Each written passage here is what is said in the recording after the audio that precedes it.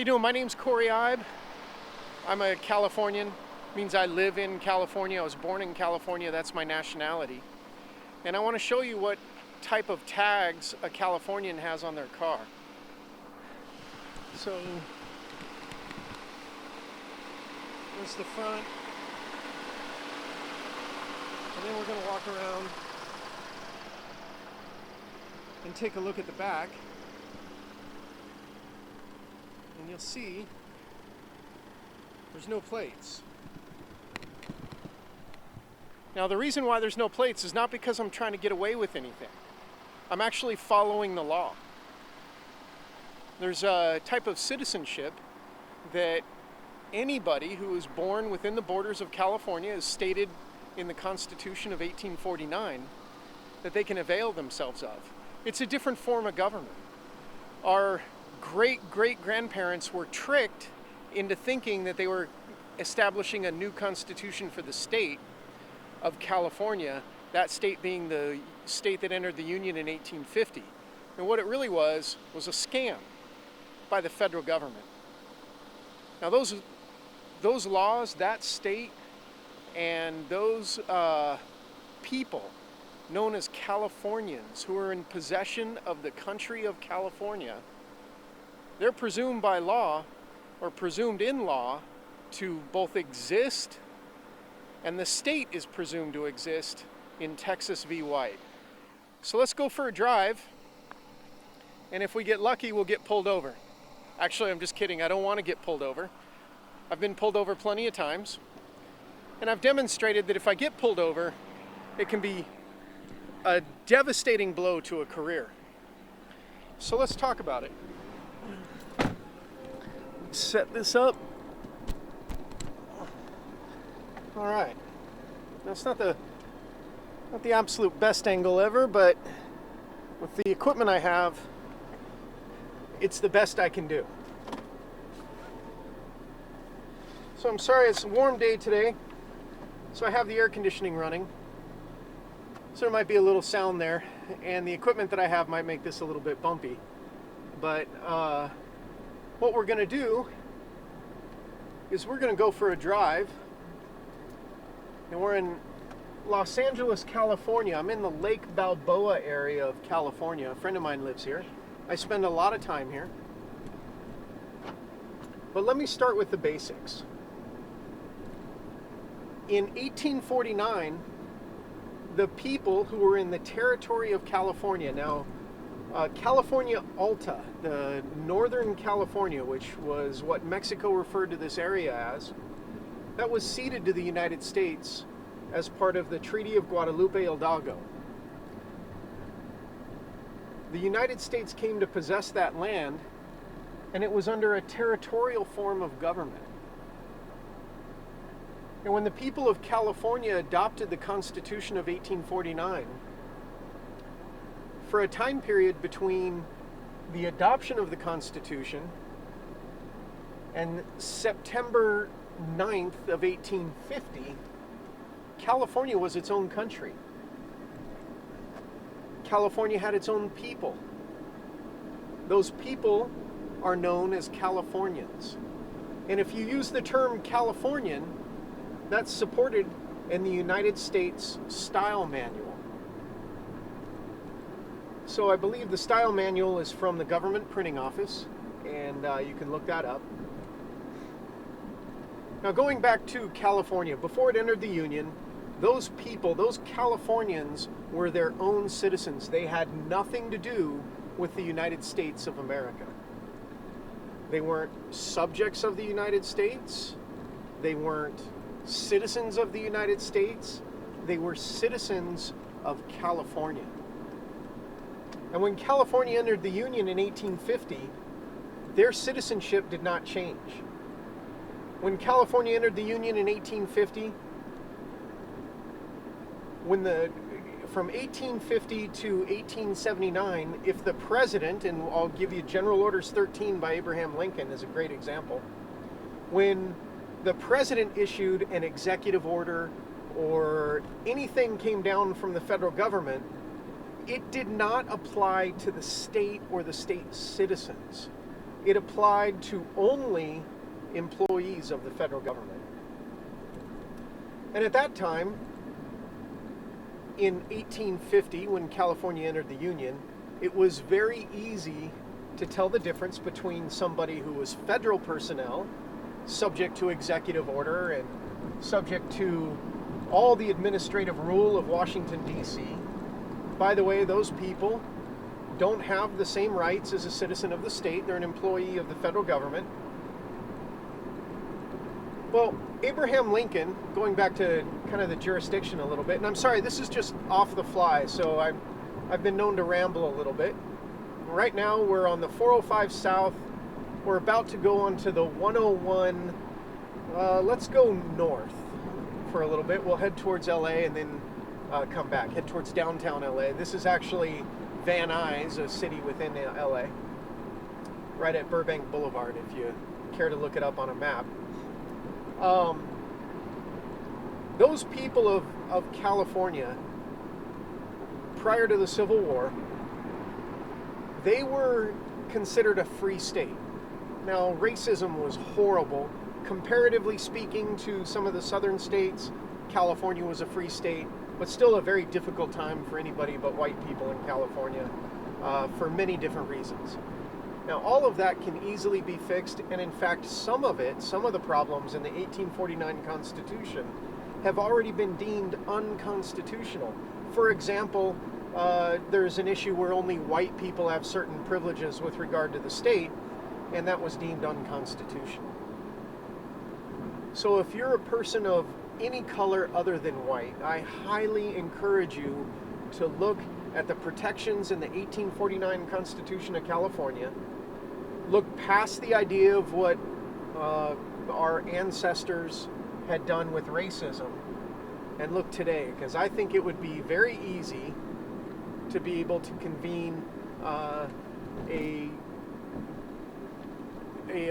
Congress, or well, not a Congress, but Senate, the California legislature, I guess is the better term to use, and be able to make amendments to that Constitution. Now, in 1850, if the president issued an executive order, again, I said it only applied to federal personnel.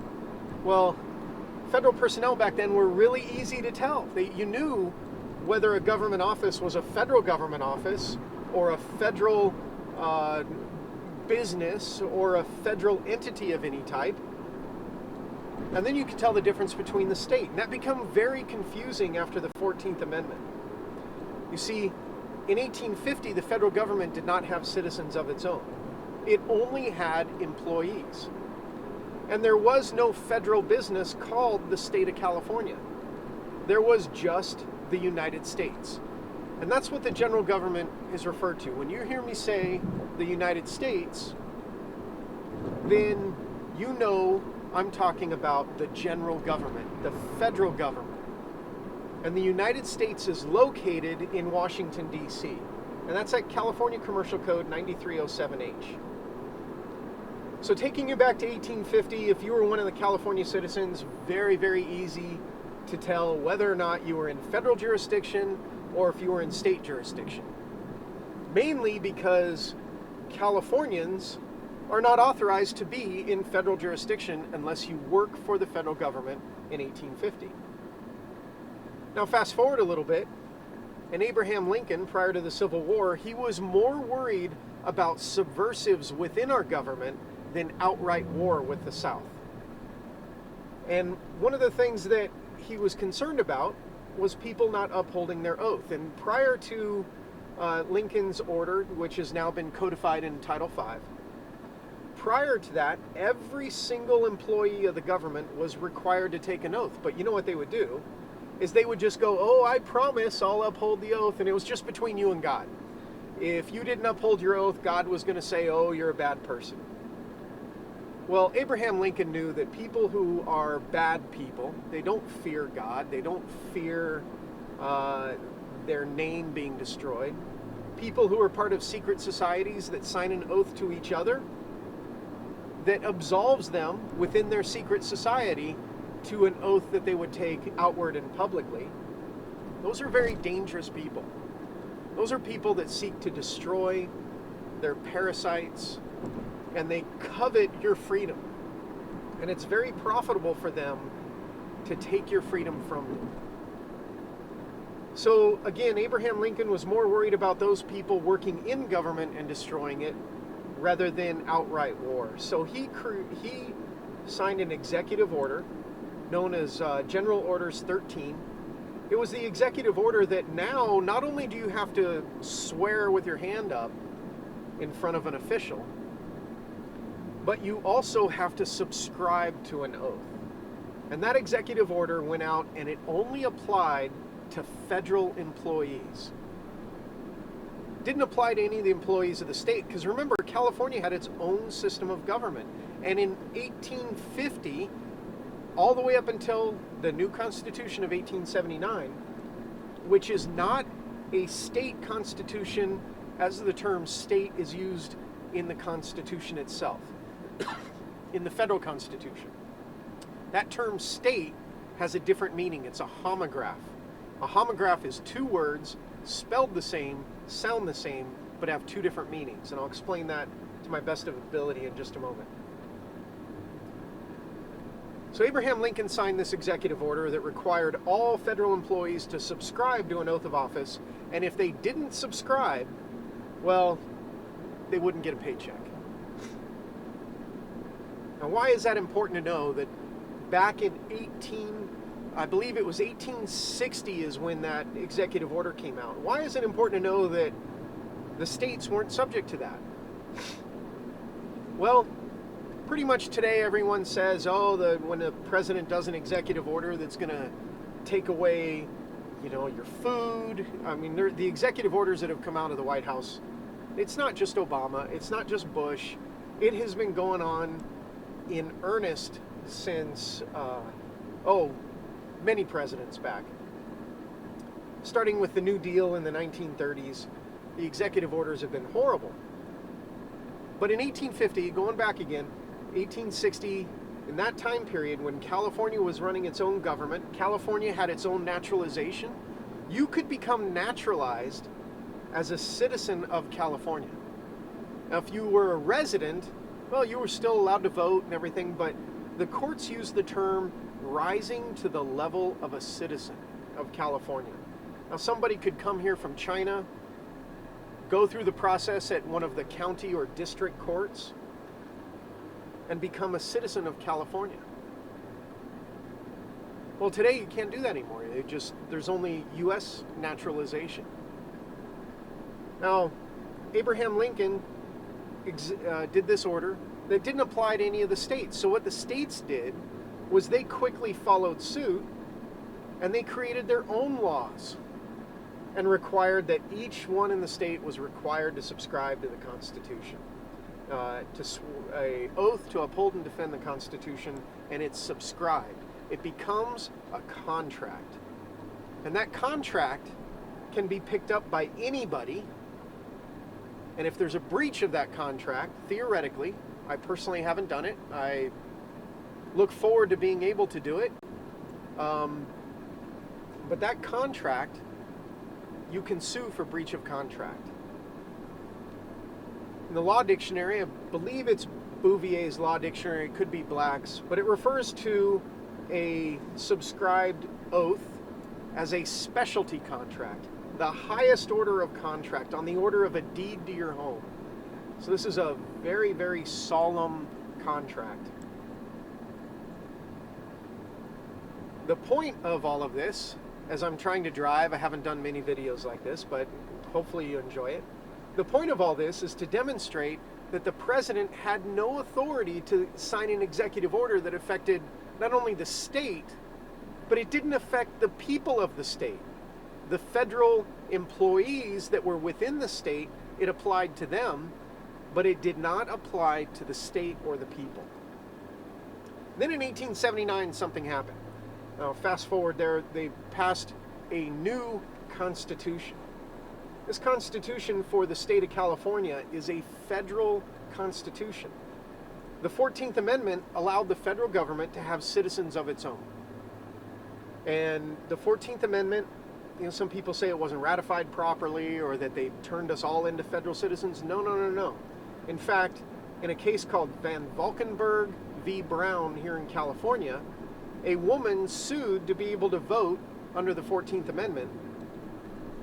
And the courts basically said that the 14th Amendment didn't apply to her. There was no mechanism for her to become a citizen of the United States and be resident in California. She was a California citizen and she couldn't vote. Now, her loss is something that we can use today.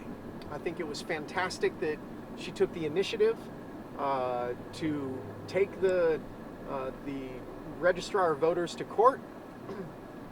But the courts did expose, and I highly recommend anybody look this up, Van Valkenburg v. Brown. It's a California case of 1872, I believe it is. Might be 1873. And read through that and you'll see some interesting language that the court used with regard to the applicability of the 14th Amendment on citizens of California. It didn't apply. But the federal government was smart. They're very smart. They knew that they could now, with the passage of the 14th Amendment, they could create a business called the state of California. And that they had jurisdiction here already operating within California, because on September 9th, 1850, when California entered the Union, there began two different governments. A government of the United States, which is the federal government, and a government of the state. Each one is sovereign within its own sphere of action. And the two are like oil and water. They do not cross over. One cannot impose upon the other, and they are distinct and foreign to each other. But once the 14th Amendment was passed and the federal government had a few years to really put to work what power they had to now have their own citizens, the federal government could come in and tax their own citizens, because the 14th Amendment does not encompass the Bill of Rights. The 14th Amendment provides very few protections. And in fact, if you are a U.S. citizen, literally, you are property of the government.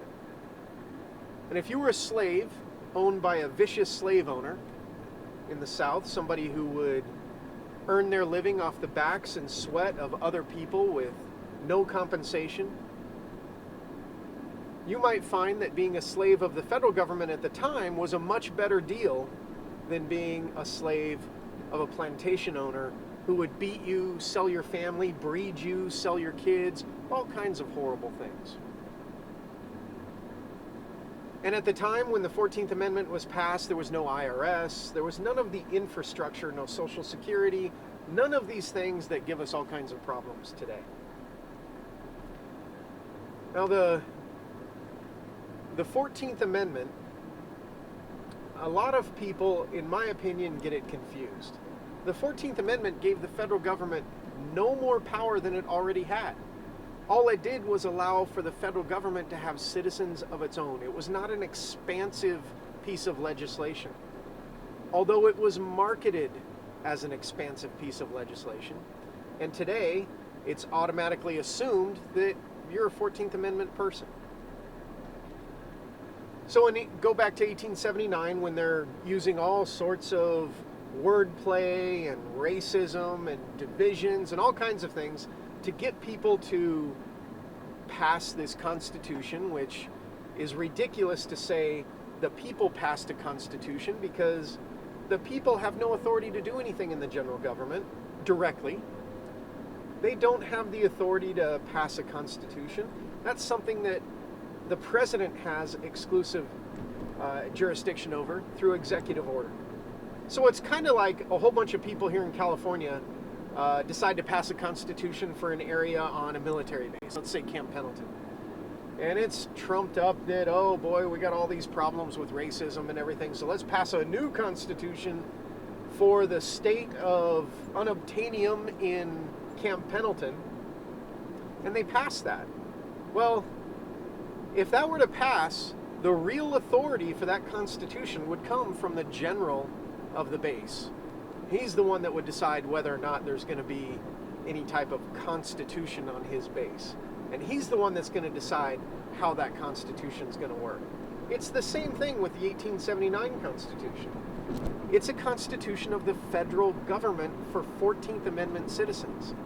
But the Constitution of 1849 for California is presumed to exist, and California is presumed to have citizens of its own, and each and every government employee has sworn an oath to uphold that. Now the problem comes with the people. As you can see, I'm traveling without a license. There's no plates on my car, and I'm traveling without fear. If I were to get pulled over, I'll tell you the way I handle it, which I have in the past. If an officer pulls me over, I'll roll down all of my windows. The first thing I want to do is make sure that officer feels safe. Both of my hands be on the front wheel. I'll be very respectful, and I will conduct myself in a manner that never allows that officer to, within policy, be authorized to use force. The officer tells me I'm arrested, I'll calmly put my hands behind my back and go through the process. It wouldn't be the first time.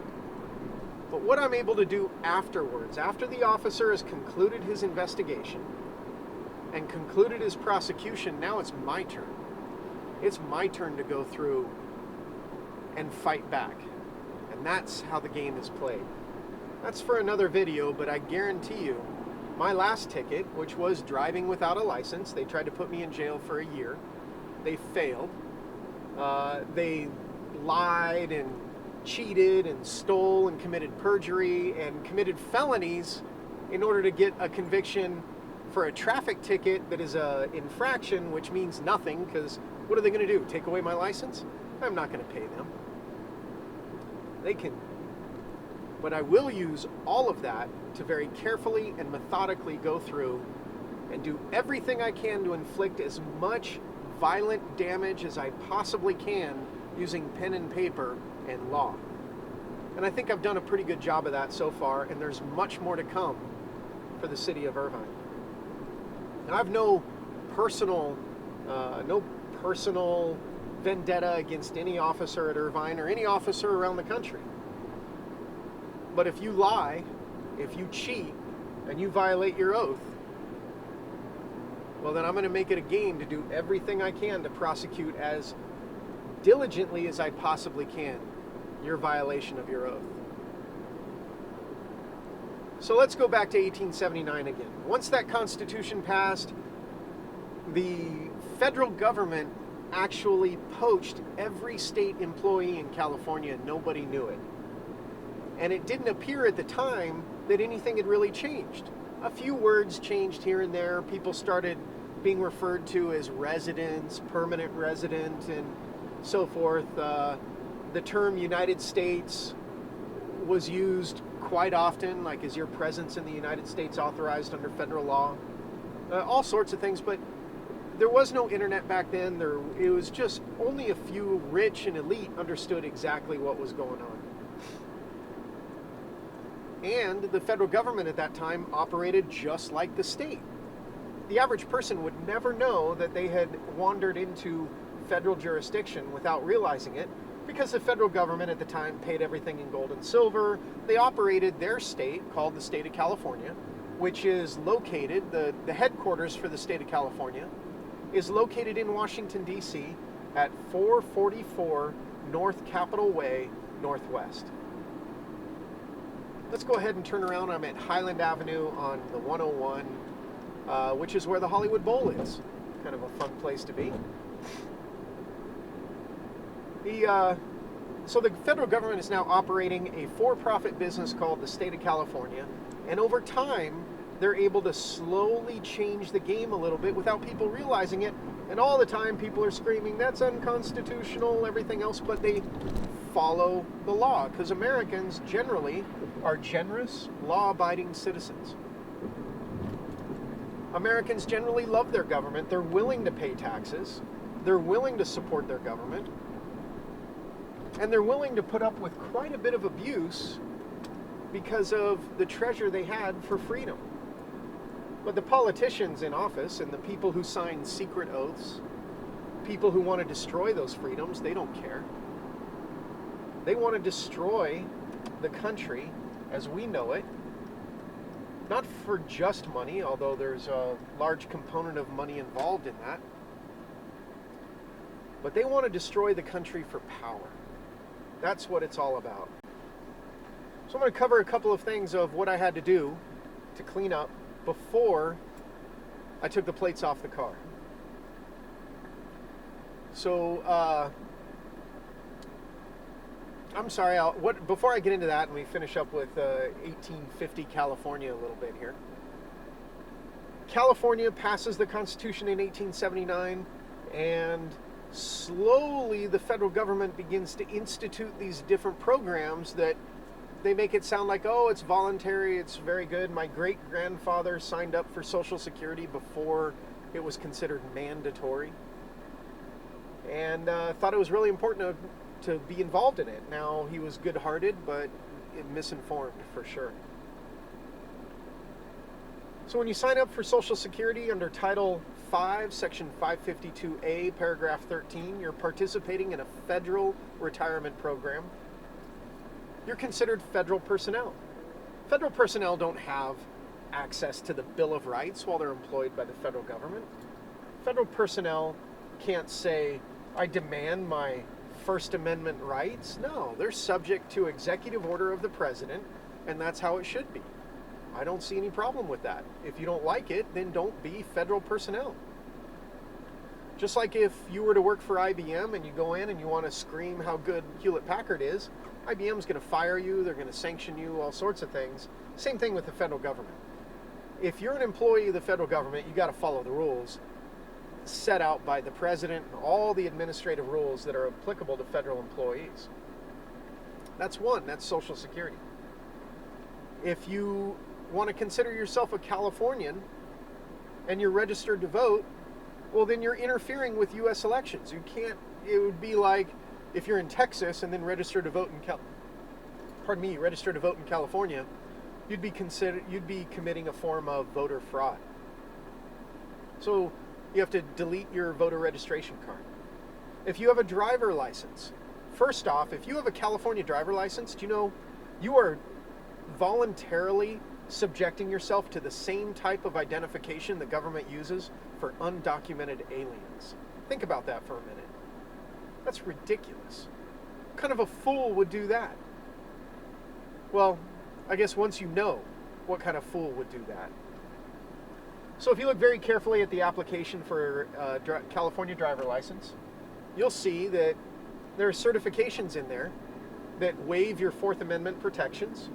One of them is, all an officer has to do is say that he's conducting an investigation to determine whether or not you're driving under the influence. He has to have no probable cause. He just has to say that that's the basis of his investigation. Now, you can be taken in against your will and be subjected to a chemical analysis of your blood, breath, and urine. And so, LA almost got in a little traffic accident there. Somebody crossing the lines. Of course, they got plates and insurance and driver's license, so I guess they figure they can do that. So one, I'm very careful because if I get stopped, it's very inconvenient. I'm not worried about the prosecution. It is inconvenient, and I don't want to be prosecuted by any means. I've already been through it. But I'm not as concerned about being prosecuted for not having a driver's license as I am securing my individual liberties, rights, and my status as a citizen of California. So your driver's license application, if you signed one, go to the DMV, get a copy of the application, and read through it very carefully, and recognize there's one portion in the section of certifications that says, I certify that my presence in the United States is authorized under federal law. And I don't think one person has ever questioned that. It's never been brought up to me. But once I learned that the United States is located in Washington, D.C., I begin to wonder, what federal law am I authorized to be in D.C. under? I have no idea. I've asked the DMV. They've just remained silent on that. They don't even respond. And by the way, it's my personal opinion that the California DMV, next to Toilet Brown, our flush it down Brown governor, is the most corrupt institution in California. They lie, cheat, steal because they know they're playing a game of three-card Monte. And once people figure out en masse what their game is, I think we might see state-sponsored hangings for public corruption again in California. Anyway, when you sign that application, there's a little box at the bottom that says, do not sign until you're in front of a DMV employee. And by statute, DMV employees have been given the same power as a notary to be able to witness a signature. So you sign that in front of them, but before you sign it, they say, is everything on here true and correct? Now, some people say they line certain things out and they change it, but that doesn't matter. Because if you say, yes, everything on here is true and correct, that's their form. You're not allowed to alter their form. It's assumed that you are agreeing to every piece of information that is on that application for a driver license. Another section of that in the certification says, I am the person on this application. Now, if you have a birth record here in California or from another state, you have to use the foundational document that you have to use in order to get that driver license is your birth record. You go get a certificate of that record called a birth certificate. It's not the original. You get a copy of it. That certificate, if you think about it, it's a certificate of a document that the government created and the government owns. And at the federal level, the laws of this nation are the common laws of England. So literally what you're saying is, I am that piece of property that the government created and owns, which is why I will never voluntarily identify myself as a state-issued birth record. So I created my own identification, which is compliant with the customs and norms of California under the Constitution of 1849. I refer to it as a common law ID. And if you search common law ID, you can find how I made my own, and I encourage you to make yours. So those certifications, that's just two sections. It goes on and on about how you willingly sign away all your rights just so you hope you don't get a ticket or don't get pulled over, and you pay them their money, and then you identify yourself no different than an undocumented alien who has entered this country illegally.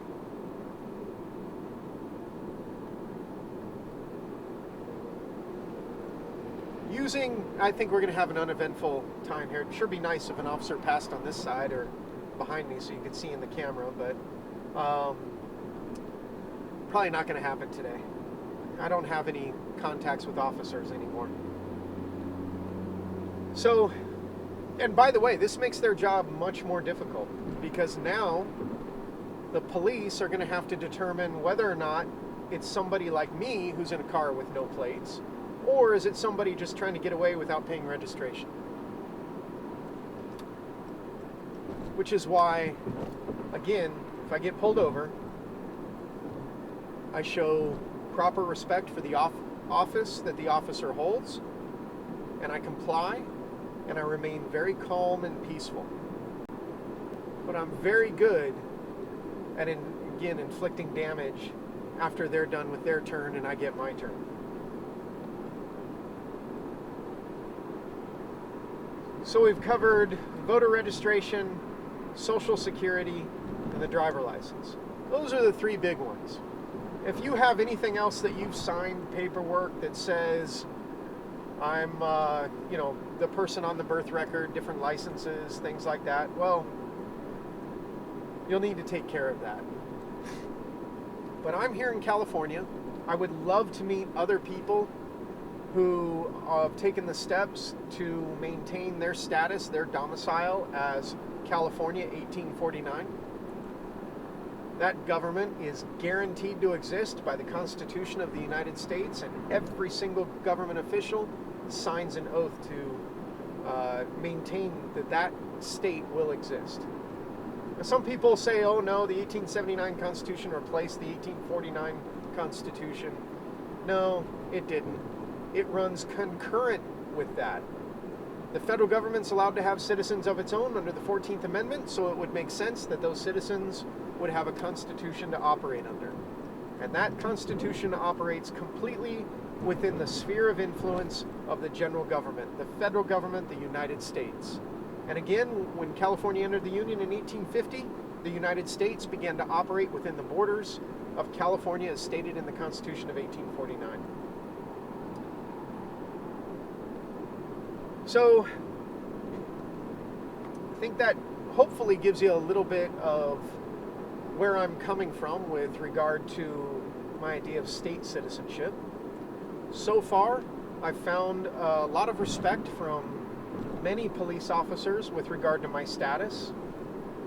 Even though I've been engaged with the Irvine Police Department on issues that are detrimental to the careers of several officers, many have treated me with, some haven't, but most have treated me with respect. The California Highway Patrol has been phenomenal. Had some corrupt public officials.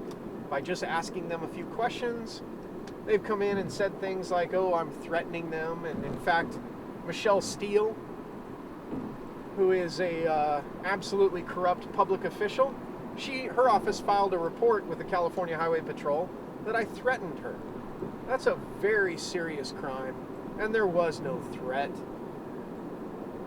No physical threat. No verbal threat. No written threat. All I did was ask some questions about the applicability of the state sales tax on the people of California. So we head back now. I mean, I've got a little bit of traffic, so I got a couple of minutes left for this video.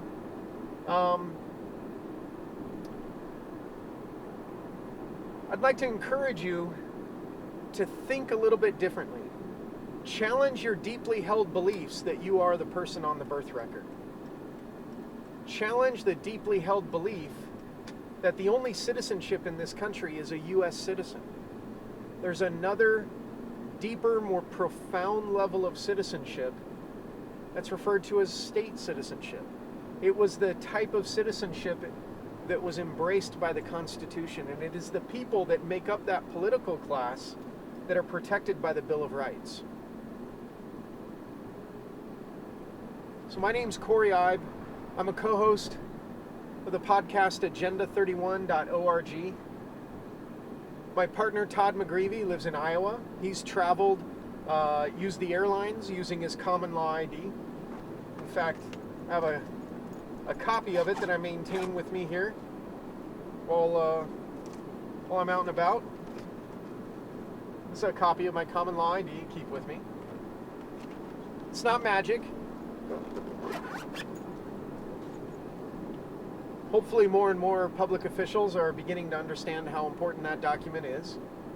But once you make that document, the game is defending it. You're claiming to be one of the people of the several states. You're not claiming to be a taxpayer. You're not claiming to be a U.S. citizen. And the game is they're going to do everything they can to prove that you're a U.S. citizen and that you are obligated to identify yourself as the person that they created and that they maintain in California. It's at the Department of Public Health Vital Records, and it's called a state-issued birth record. And what you're going to try and do as a state citizen, what you have to do to maintain your freedom, is know the difference between you and a government document, and never let them identify you as that government document. So that's how I play the game. Now, if the federal government comes in, which several officials have, and we will be engaged on this issue, if the federal government comes in and they impose that identity on you and they have no legal authority to do so, there are very significant constitutional ramifications for that. And if you're the type of person that's going to say, oh, well, they're just not going to follow the law, I call bullshit. You're not the person to do this. If the framers decided, oh, the king's not going to respect our Declaration of Independence, we wouldn't have this country. We would all be peasants of the king, with lords and serfs and everything else. So I stand completely on the Constitution of California, 1849, the fact that that state was admitted into the Union in 1850, and that the courts, not at the state level, because the California Superior Courts are federal courts. It's easy to identify. You walk into the Superior Court and you'll see the flag. It's got a gold fringe around it. It doesn't mean admiralty. It doesn't mean all this patriot nut job stuff. It simply is a demonstration of the executive authority of the president, because that gold fringe is an honorable symbol that by executive order the president has ordered to go on the flag that's within the jurisdiction of the United States. They straight up are telling you it's federal jurisdiction. Now, I've personally found, and you've heard on my podcasts, if you subscribe to agenda31.org, you've heard me say that the Orange County courts are very corrupt, and I'll stand by that. Not just my case. There's plenty of other cases. In fact, the district attorney was thrown off of, the entire office was thrown off of a slam dunk murder case because they're so corrupt that they can't even handle a murder case where everything is absolutely set for them. They still have to be corrupt. Fraudulent, corrupt people, that's what they are. They're fraudulent and they're corrupt. And so they'll ruin things, and Judge Goethals threw the Orange County District Attorney off that murder case. In my case, I think the court regrets at this point how far they were willing to go to try and hide all this stuff I'm telling you today. They committed perjury, they lied, everything. And by the way, being a state citizen doesn't mean there aren't rules to follow. Boy, if you're traveling and you hurt somebody and you're negligent, if you're creating a situation of imminent harm, you steal something, the penalties are severe. In other words, you better behave if you're going to be a state citizen. But you're free. Doesn't mean you don't have to pay taxes either. But the difference between somebody who pays taxes in California 1849 and a U.S. taxpayer is, in California 1849, the property that you have to give up, your money that you have to give up, that you have to pay in taxes, that's assumed to be yours, and the government has to come up with a very strong case as to why they should be allowed to take it. In the federal state of California, under the 1879 Constitution, and with the IRS, it's all considered the federal government. Whatever you earn, that's considered the federal government's property. And, we have an LAPD officer behind us right now. He just turned. Sorry, uneventful. I'm almost home. We'll do a little bit more traveling. I got a couple more minutes left on the tape. But, in the federal government, as far as taxes are concerned, 100% of what you earn, 100% of what you own, your car with the registration on it, your gun that's registered, your income, that's all the government's money. And whatever they leave behind for you to keep, that's really at their benevolence, because constitutionally speaking, they can tax you up to 100% of your income and be completely constitutional with it. My other camera just stopped, so I'm going to restart it real quick. Oh, let's see, unable to record because the battery's too low on that one, and I'm running out of battery on this one as well.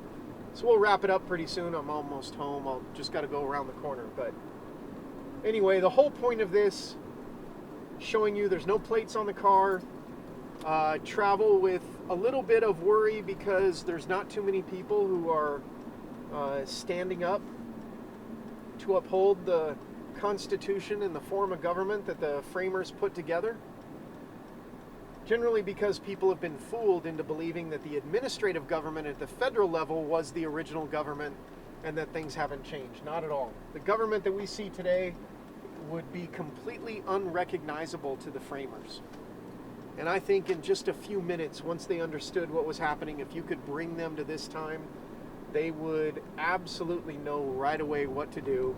And not one of them, not one of the framers would salute the flag,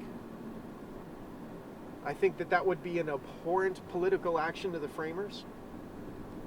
The flag salute, in fact, look it up. It's called the Bellamy Salute.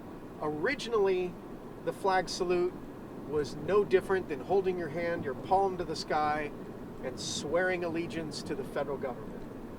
And it's still the same today.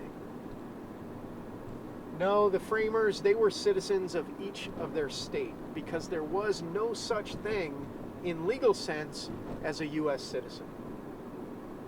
So we've gone for a little ride around with no plates, no registration, no. This is an all or nothing type of game. Either you're not subject to United States rule or you are. Now, some people are both citizens of the state and citizens of the United States. That's not a good position to be in because now you have to pay taxes and follow the rules of both states. The holy grail of freedom, and the only political class in the entire planet, as far as I'm concerned, that has the ability to lawfully restrain the federal government is the political class of the people that comprise the several states. So my name's Corey Ibe. I really hope you'll subscribe to the podcast at agenda31.org. That's agenda.org. I've done a lot of work, published a lot of things. If you felt that this is helpful, I certainly would appreciate hitting that donate button. It goes a long way. The documents that we post are very expensive. There's a lot of money involved in everything that we do, and that's all come out of pocket. So with that, if you have any questions, in fact, what I'd really like to find out if there's anybody else in California who's taken the same steps, if there's anybody else traveling without a license, without plates, and without any government permission. Oh, look at that. Might be able to see it in the window. There's LAPD. Nope, they're not. Yeah, just saw LAPD again. They were turning around, but nothing eventful. I got to say, I think the government understands my position, and so far, they have honored it completely. As of this year, I've had no issues with any government official with regard to my own personal status. And as you can see, I don't curtail my travels. I go wherever I want. They've been respectful, and this journey getting here was very difficult. My family's paid a heavy price for it. There have been lots of generous people who have made sure I've been able to keep a roof over my head while I went through the fight with the state. People who have given me work, and of course the people who have donated to the website. So I hope to be able to return all of those gifts and signs of love and return all of that with valuable information. And I'm going to go ahead and park the car, and we'll say goodbye. Again, please subscribe, agenda31.org. Both me and Todd McGreevy, we have a weekly show that is aired on the No Agenda stream, thanks to John C. Dvorak and Adam Curry for playing our show. That's where we get our widest distribution of listenership, and people around the world do that. Thanks again. Thanks to everybody for watching this. I know this was a really long, rambling tape, but I never claimed to be an excellent extemporaneous speaker. All right, we'll see you later. Thanks a lot. Please give me your feedback.